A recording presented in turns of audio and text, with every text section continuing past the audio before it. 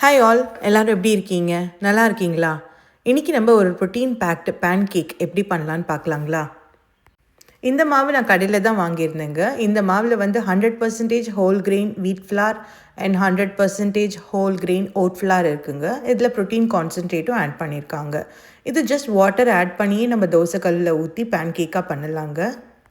But நான் இன்றைக்கி வந்து இதில் ஒரு எக்கும் கொஞ்சம் மில்க்கும் ஆட் பண்ணியிருக்கேன். மில்கோட கன்சிஸ்டன்சி வந்து உங்களுக்கு தோசை மாவு கன்சிஸ்டன்சியில் இந்த மாவு இருக்கிறதுக்காக தேவையான அளவு மில்க் ஊற்றிக்கோங்க. வாசனைக்காக நான் ஒரு 1/2 டீஸ்பூன் வெனிலா எசன்ஸ் ஆட் பண்ணிக்கிட்டேன். அதுக்கப்புறம் கொஞ்சம் சாக்லேட் சிப்ஸ் ஆட் பண்ணிக்கிட்டேன். மிக்ஸ் பண்ணிவிட்டு 3 மினிட்ஸ் அப்படியே இருக்கட்டும்ங்க. அண்ட் மீன்வைல் நம்ம என்ன பண்ணலாம், தோசை பேன் எடுத்து ஹீட் பண்ணிக்கலாம். நான் ஒரு tablespoon of butter add பண்ணிக்கிட்டேன் ஹீட் பண்ண உடனே. நீங்கள் பட்டர் ஆட் பண்ணணுன்னா பண்ணலாம், இல்லைனா ஆயில் ஆர் கீ ஆட் பண்ணிக்கலாங்க. தோசை பேன் காஞ்ச அப்புறம் நான் வந்து பேன் கேக்கை மினி பேன் கேக்காக ஊற்றிக்கிட்டேன். நீங்கள் ஒரு பெரிய பேன் கேக்காக கூட ஊற்றிக்கலாம்.